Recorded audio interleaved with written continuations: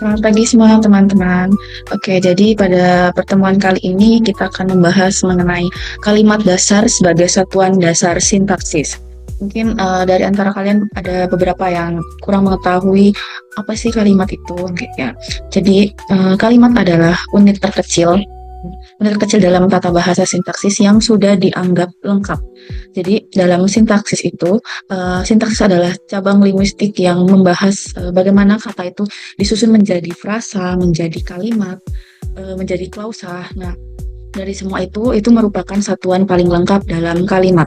Nah, kalau dibilang satuan dasar itu apa? Kalau satuan dasar adalah karena kalimat kan itu bentuk tertinggi dalam struktur sintaksis ya. Jadi urutannya ada kata, lalu ada frasa, lalu ada klausa, lalu ada kalimat. Nah, apa itu kalimat? Ya, jadi kalimat merupakan satuan bahasa yang minimal itu terdiri dari subjek dan predikat dan juga memiliki kemampuan untuk berdiri sendiri serta mengandung makna yang lengkap.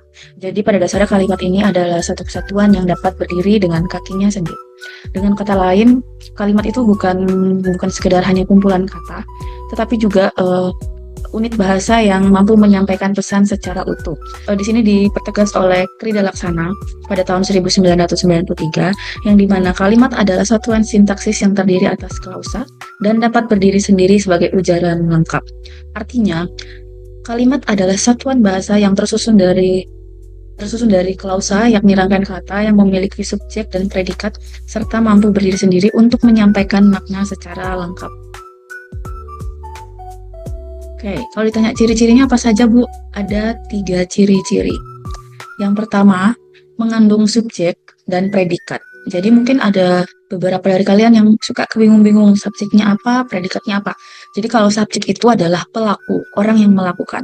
Sementara predikat adalah tindakan atau perbuatan atau keadaan. Jadi contohnya, Budi bermain sepak bola. Di sini Budi adalah sebagai pelaku atau yang melakukan. Serta bermain itu adalah hal yang dilakukan atau tindakannya apa yang dilakukan Budi atau perbuatannya.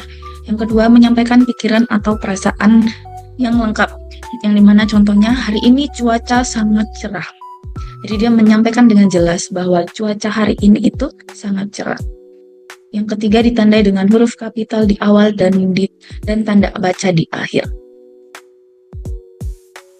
Oke, jadi kalimat sendiri dibagi menjadi 2 macam, yang dimana kalimat tunggal dan kalimat majemuk. Tunggal itu adalah satu, tidak lebih, tidak kurang, dia sendiri. Jadi kalimat tunggal adalah kalimat hanya memiliki satu subjek dan satu predikat sehingga menyampaikan satu informasi utama. Jadi contohnya seperti yang tadi. Seperti yang Budi bermain sepak bola, satu subjek dan satu predikat. Lalu majemuk itu lebih dari satu, yang dimana kalimat majemuk adalah kalimat yang memiliki 2 klausa atau lebih. Setiap kalimat selalu memiliki klausa yang merupakan panduan antara satu subjek dan predikat, serta bisa ditambahkan objek, pelengkap, maupun keterangan. Di sini Ibu memberi pertegasan dari para pakar. Menurut Ramlan, kalimat tunggal adalah kalimat yang terdiri atas satu inti klausa. Artinya hanya ada satu peristiwa, satu aktivitas, atau satu keadaan yang dinyatakan dalam kalimat itu. Sementara menurut Krida Laksana, kalimat majemuk adalah kalimat yang terdiri atas 2 klausa atau lebih yang digabungkan dengan konjungsi maupun tanpa konjungsi. Jadi kalimat majemuk ini mungkin dapat ditandai dengan adanya konjungsi. Jadi ini adalah perbandingan dari kalimat tunggal dan kalimat majemuk. Kalau kalimat tunggal jumlah klausanya hanya 1, sementara kalimat majemuk lebih dari 1. Sementara kalimat tunggal tidak memiliki kata penghubung, kalimat majemuk memiliki kata penghubung dan, atau, tetapi, lalu, karena, jika, supaya, hingga. Itu adalah kata penghubung. Contohnya, Ibu memasak nasi, satu subjek dan satu predikat. Sementara kalau kalimat majemuk, Ibu memasak nasi, subjek dan predikat, karena tamu datang. Oke. Berikut adalah strukturnya: subjek, predikat, objek, keterangan. SPOK. Jadi keterangan itu adalah yang menunjukkan di mana tempat itu terjadi. Dia membaca buku di perpustakaan. Dia subjek, membaca predikat. K, keterangan tempat, keterangan waktu. Oke. Jadi kalimat majemuk itu dibagi lagi menjadi 3. Kalimat majemuk setara, kalimat majemuk bertingkat, dan kalimat majemuk campuran. Kalimat majemuk setara itu kalimat yang klausanya sejajar atau sederajat. Kata penghubungnya atau konjungsinya ada dan, atau, tetapi, lalu. Sementara kalimat majemuk bertingkat, kalimat yang klausanya tidak sejajar. Jadi dia memiliki anak kalimat dan induk kalimat. Kata penghubungnya bisa berupa karena, jika, supaya. Lalu yang terakhir kalimat majemuk campuran, gabungan antara kalimat majemuk setara dan bertingkat. Contohnya, aku makan nasi dan lauk, lauk tempe karena lapar. Lalu ini ada contoh dari kalimat majemuk setara. Kalimat majemuk setara adalah kalimat yang terdiri dari 2 klausa atau lebih yang setara. Artinya masing-masing klausa itu bisa berdiri sendiri sebagai kalimat tunggal. Misal ciri-cirinya memiliki lebih dari satu subjek dan atau predikat. Yang kedua, klausa-klausanya setara, tidak ada klausa yang bergantung pada klausa lain. Biasanya dihubungkan dengan kata sambung seperti dan yang menyatakan penambahan atau yang menyatakan pilihan, tetapi yang menyatakan pertentangan, dan sedangkan yang menyatakan perbandingan. Contohnya, Ani membaca buku dan Budi menulis catatan.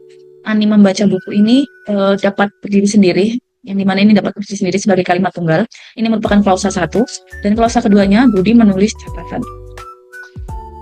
Lalu contoh lainnya, Ali pandai menggambar, sedangkan Rina pintar menyanyi. Ini juga dapat dikatakan sebagai kalimat tunggal.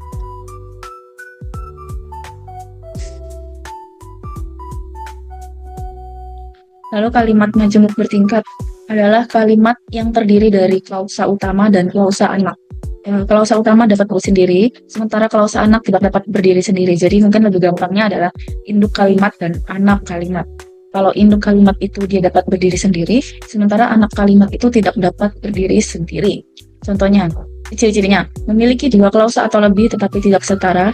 Ada 1 klausa yang berperan sebagai induk kalimat dan ada satu atau lebih sebagai anak kalimat.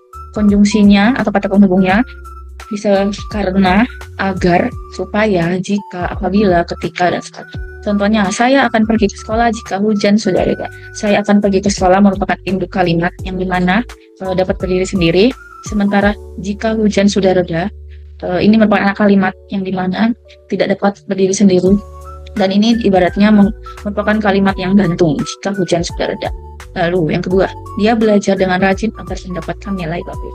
Dia belajar dengan rajin bisa dapat berdiri sendiri, sementara anaknya agar mendapatkan nilai bagus. Ya kan, konjungsi tidak boleh terjadi di awal kata. Kalimat majemuk campuran, yang dimana gabungan antara kalimat majemuk setara atau klausa setara dan kalimat majemuk bertingkat atau kalimat bertingkat. Artinya, kalimat ini biasanya memiliki 3 klausa atau lebih, di mana ada bagian yang setara dan ada bagian yang bertingkat. Ciri-cirinya terdiri dari 3 klausa atau lebih, memiliki 2 jenis hubungan, bisa hubungan setara, contohnya seperti dan, tetapi, atau sedangkan, sementara hubungan bertingkat, contohnya bisa seperti karena, agar, ketika, meskipun, jika. Struktur kalimat lebih kompleks daripada setara atau bertingkat, mengandung klausa utama, anak kalimat, dan klausa setara. Contoh kalimat majemuk campuran. Ani memasak di dapur ketika ibu datang dan Budi menyiapkan meja. Klausa bertingkatnya adalah ibu memasak di dapur ketika ibu datang. Ketika merupakan konjungsi. Lalu klausa setaranya dan Budi menyiapkan meja. Lalu contoh kedua, saya belajar dengan sungguh-sungguh agar nilai saya bagus. Tetapi saya tetap merasa cemas. Kalimat klausa bertingkatnya adalah belajar dengan sungguh-sungguh agar nilai bagus. Sementara yang setara, saya tetap merasa cemas, tetapi saya tetap merasa cemas. Oke, sekian pembelajaran hari ini teman-teman. Terima kasih, mohon maaf jika ada kurang lebihnya. Sampai jumpa di lain kesempatan. Terima kasih.